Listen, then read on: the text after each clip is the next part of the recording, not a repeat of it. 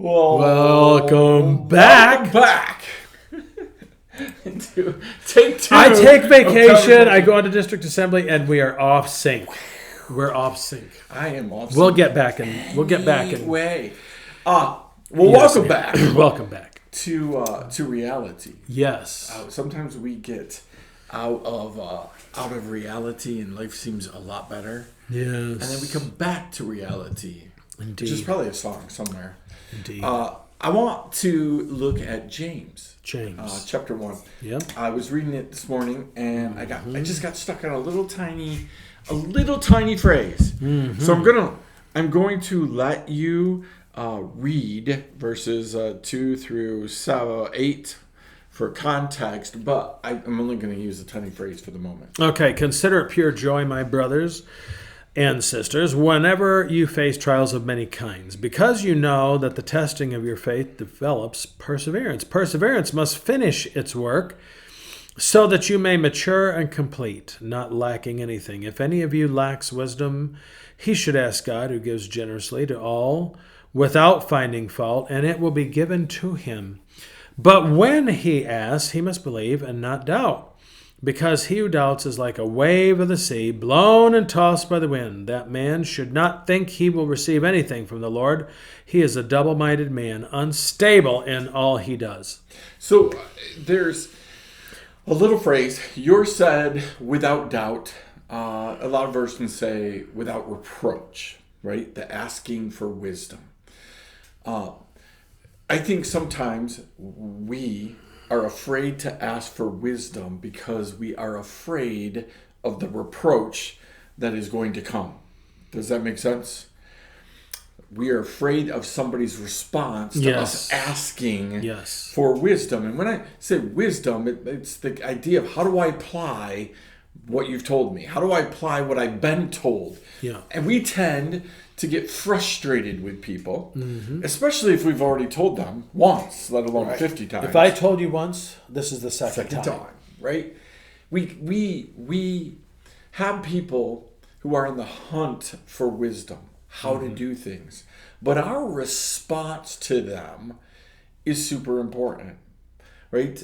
We can turn people off. So I think that we live, and this is my question, I think we live in a culture that has gotten away from seeking wisdom as if it was a precious jewel and has gotten into the knowledge business of, I'm just going to get the knowledge, I can go pay for it, partly because we're afraid of the reproach that is going to come in how we might apply things. Would that be a fair statement?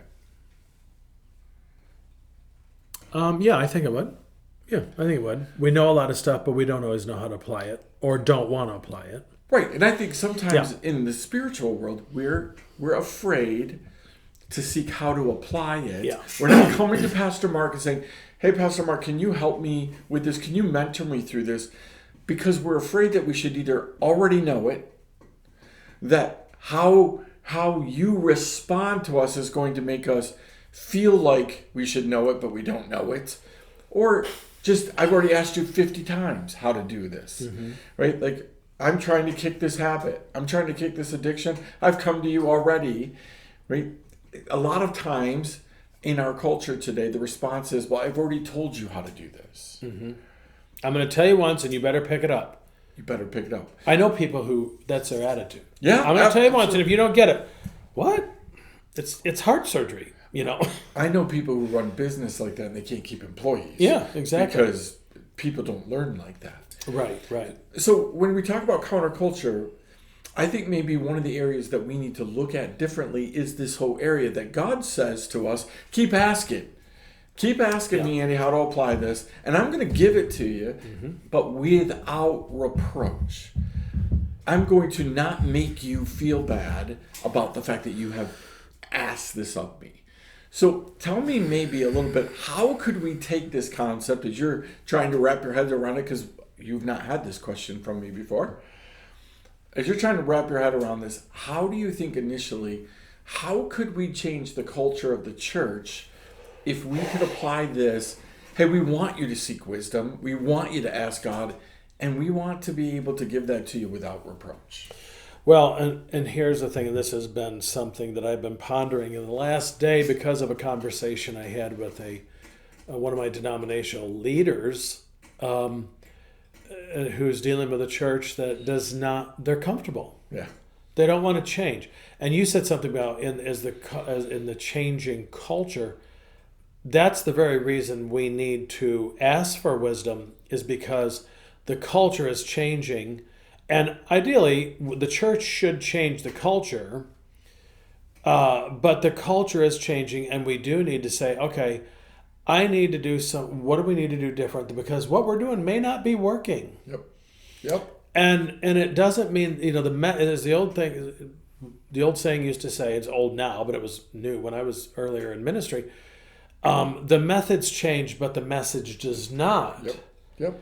And if people aren't listening to it, yeah, but we told them, okay, well, we have to. Jesus did this. If he was with farmers, he talked about farming. Yep. Use that as his, if I'm going to talk to you, probably fishing is not the way for me to talk to you about it. I like it, but I don't do it. Right, okay, so, but I could talk to you about horses. Absolutely. Farming. Yep. Cattle. Yep. You would probably get, and that's called rapport. Mm-hmm. People think rapport is, I got to identify with, something. I better. Rapport says I need to pick up on your energy. Yep. Okay, and not energy in a new age sort of thing, but are you in a good mood? Are you in a bad mood? Are you excited? Are you mellow? Yep. That's rapport, so I know how to kind of address you and how to approach you. Part of rapport, I think, is okay, I know I built a rapport with Andy. I understand he's a little bit of a plow jockey, a little farmer. But rapport is my physical energy, my emotional energy matching yours. So I can say if I'm all amped up, it's I've been there. I've been with people that are used to me being kind of jovial and lighthearted, a jolly fellow, as someone described me one time. That really surprised me. But I'm like, never thought of myself as Santa Claus, but well, now that you mention it. But the idea, I was I was kind of mellow that day. Yeah. Are you okay? You okay? And some people get really, they don't know what to do. They get, well, wait a minute, you're always so upbeat. Well, maybe today I'm mellow.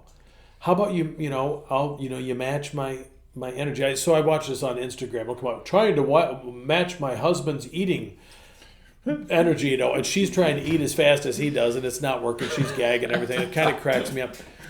But that is what Jesus found a connecting point.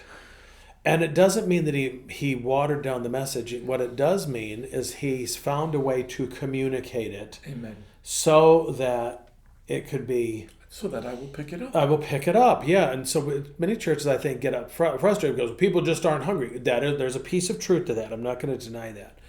But there's also a way we're not serving it in a way that is as appealing to people. And I'm not talking before someone says, Pastor Mark's talking about watering it down.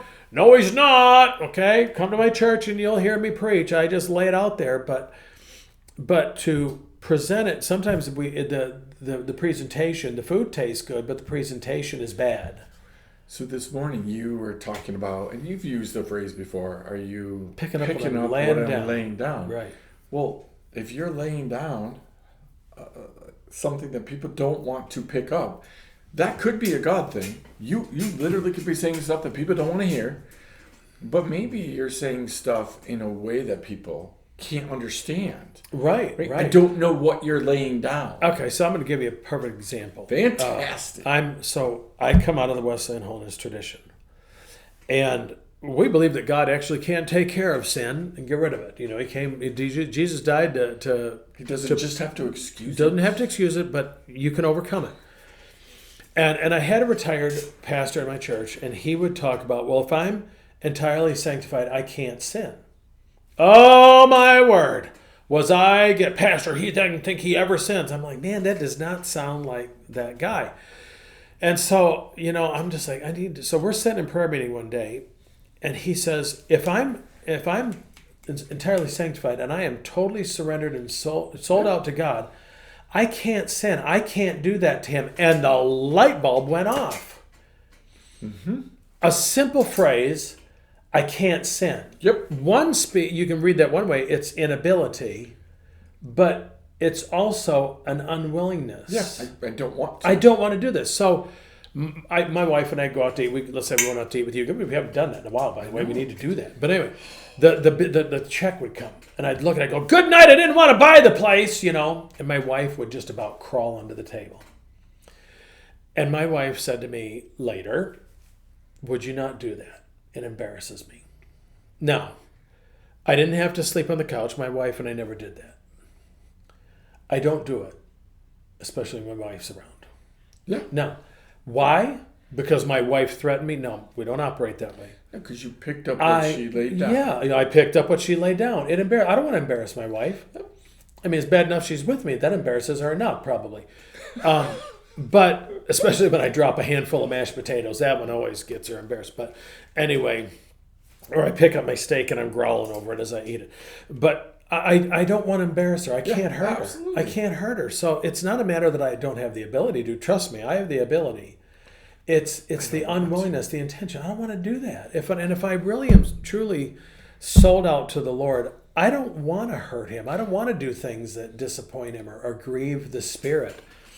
God gives us this desire to want to seek wisdom in application for him. Right. And what he doesn't do is continually beat us down because we got it wrong. Yeah. And also this idea of wisdom, we need to continually ask for wisdom because we're in different situations. Amen. I may be at a funeral and Lord, I need wisdom to know how to deal with this. I know how to do a funeral. Got all sorts of experience under my belt, training. But Lord, this one could be a different group of people. This could be, I may need to communicate things in a way that's different to these people. I've had a pastor say to me, because I don't work this way, but a lot of pastors do. They have a funeral sermon. Mm-hmm. They just tweak it for the family. And he was telling me about it after one funeral, like, oh man, the family really responded. So the next time we did a funeral, I was like, hey, how did it go? He's like, it was like I was the only person in there. Nobody was responding. But he didn't tweak any part of the sermon. No, you can't. Yeah. He's telling a totally different group of people the exact same thing. Right. God doesn't necessarily work that way, nor has he worked that. And what is it we say about preaching? You tell them what you're going to tell them. You tell them, and then you told them what you told them. Yep. And so the Gospels are a prime example. Yep. The book of Revelation. Okay, some people wouldn't agree with me on that, but when we read the book of Revelation, it's like the Gospels. It's telling the same thing in different ways. Not everybody sees that, and I could be totally wrong on that, but the concept is right. The concept is right on. There's times that, and then if you tell it a certain way, oh, now I get it. And I think that's why God doesn't give us reproach for seeking him, because he understands, like me, he's going to have to tell me 10 times, but I might get it on the 11th. Yeah, and every situation is a little bit different. Amen. Well, we're going to leave it right there. That is way, way, way too much to chew on. You might need a couple servings of that. That could be a cud. You may have to puke it back up. What? Yeah, I totally get the imagery. There was wisdom. The Lord gave me wisdom. Got the imagery as well. Otherwise, that was 100% just for me. We'll see you next time right here. Grace and peace. Counterculture.